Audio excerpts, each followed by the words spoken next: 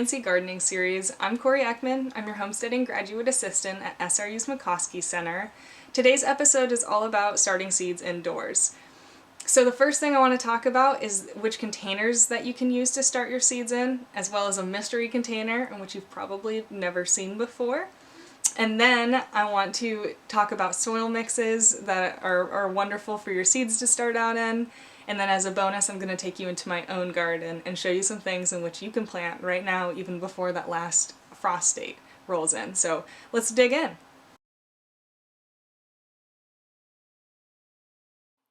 Cell trays are a common option in which places like greenhouses use. They have these bottom slits in which allows water to drain out. Overall, they're a really good option for organizing your seeds. Now I'm going to demonstrate how you would actually plant a seed in a cell tray.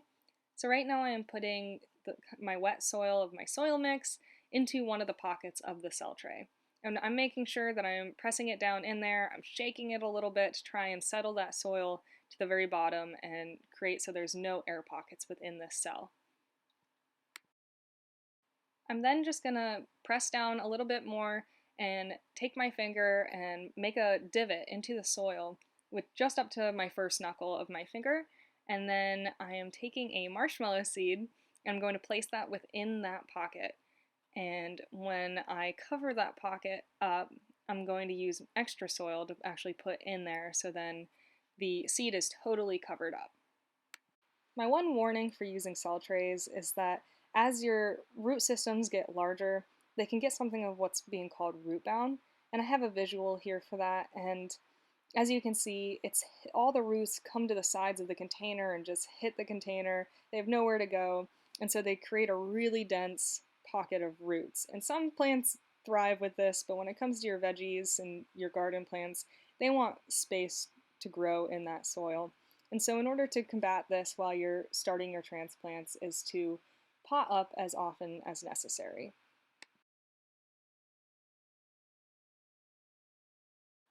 The next type of container that you can use is something that's called peat pots. I don't actually have them, and the McCoskey Center doesn't really use them either, just because we have so many cell trays that it's just crazy.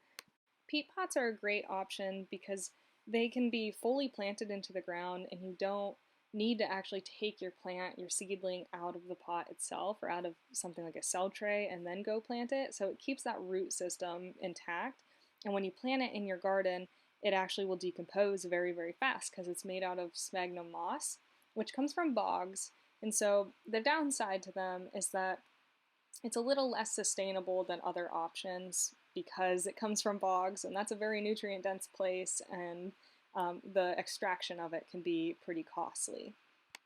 And my last warning of using peat pots, although they're a great option, is that you just want to be sure, just like this photo, is that you're taking off that top part of it, so when you do go to plant it, no part of that peat pot is sticking out of the ground, because if it is and it dries out, you're drying out your entire root system until that decomposes, and that will just set you up for a whole host of problems. So my favorite container option is actually no container at all. So it's called a soil blocker. I got it from a company in New York that isn't actually in the same zone as us, and it quite literally makes blocks of soil. You can see on the inside here, it has this little white dimple that when I do put soil in there and I pack that soil in there and I go to press it out, it will actually place divots for me so I can place my seed into that pocket. And then I also have this black container in which I will set the soil blocks onto. It has little holes drilled into it so the water can drain out. And I'll show you what that looks like later in this video. As for now, I'm going to pack this full and I really want to pack it full, so it's going to take a little bit here, but I'm going to talk about the soil blocker a little bit more fully. So I'm packing this full with as much soil as I can. I'm going to really press down with my thumbs into these areas and make sure that I'm getting all of those corners real well in each one of those blocks.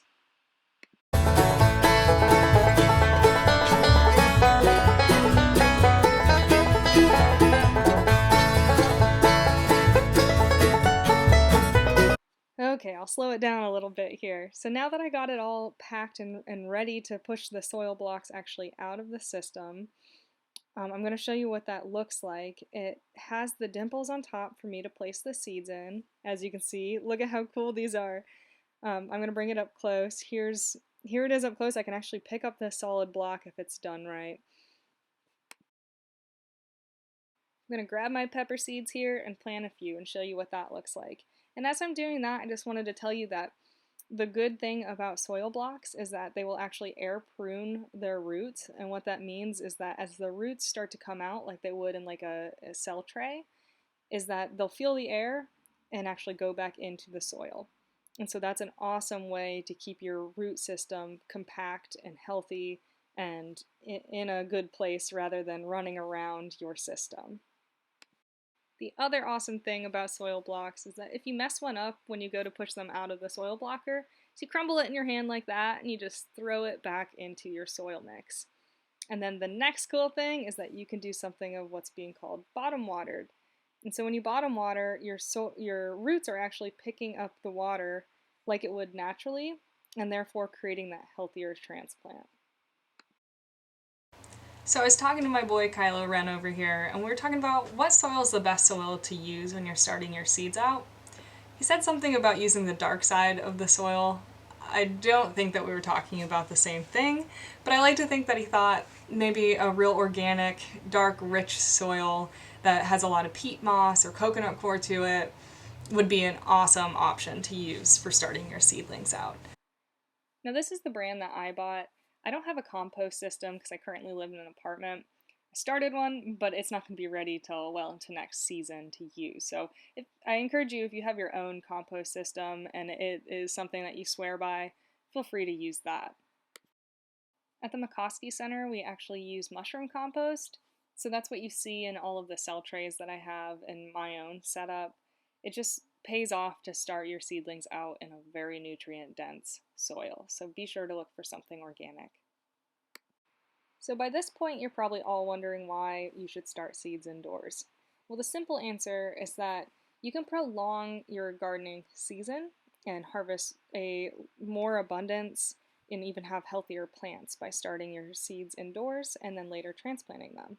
So in Zone 5, in which I'm currently in, and as many of you are in, we just have short seasons, and therefore we're just kind of manipulating our plants to produce for us for a longer period of time if we were to have lived somewhere else. So what seeds should you sow indoors? Well, let's find out. The simple answer is tomatoes, peppers, nasturtiums, all great options to start indoors before that last frost, in which then you can transplant outdoors. As for seeds that you can actually sow outdoors right now before that final frost, snap peas are an awesome option, as well as carrots, radishes, beets, and I will show you some of those and take you actually outside to my garden space and do those with you. For a more comprehensive list of plants in which you can start indoors versus outdoors right now, check out the McCoskey Center April newsletter for this information.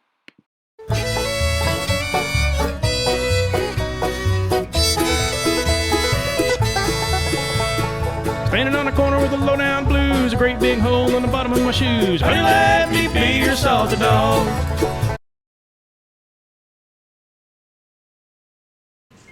Okay, so I'm planting my snap peas down on this end. I made a furrow down here. The whole idea later in this bed is to have a trellis that goes up so these guys can grow. So I got to get that in the next 2 weeks or so these guys have something to climb on as they grow. I'm going to plant according to what it says on the back of the seed packet, and it says as soon as soil may be worked, sow 1 to 1.5 inches apart and only 1 inch deep, and do not thin.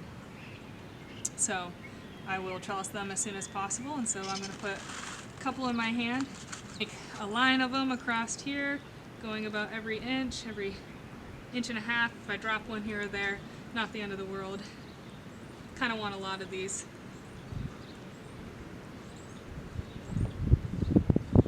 Let's see, over in here. Looking at my spacing here. And then I'm going to cover these guys back up. And again, they're only going to be about 1 inch deep. So it's going to lightly and then kind of put them tamp it down a little bit so they stay nice and snug in there. And I'm also going to do something similar where I make a little furrow for carrots, beets, and radishes. But one thing that I learned that was really cool with carrots is that I'm going to plant a little furrow, and then they take longer to sprout than radishes do. So I'm actually going to interplant radishes with my carrots. So then the radishes will come up first, and I'll be able to see my row of carrots without even having to label it if I didn't want to. So I'm going to do carrots next. So what I'm doing now is making another one of those furrows, and if you wanted to do individual holes, you could. Just doing a light little furrow, it does not have to be very deep. And I am going to start planting the carrots between. So here I am planting carrots. I'm planting them about an inch apart according to what the packet told me to do. I'll eventually go through and thin them out so they have more space to grow.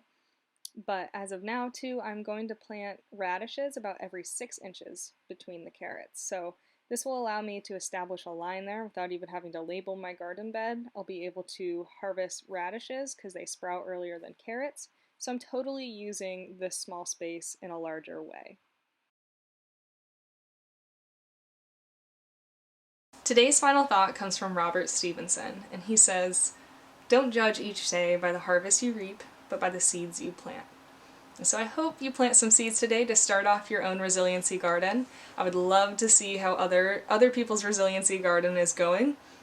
So yeah, send me pictures, ask me questions, send comments on any of these videos, and if you want to ask me a question through the email or through one of our social media pages, I check them all, so feel free to send them my way. Just address Corey and you'll find me.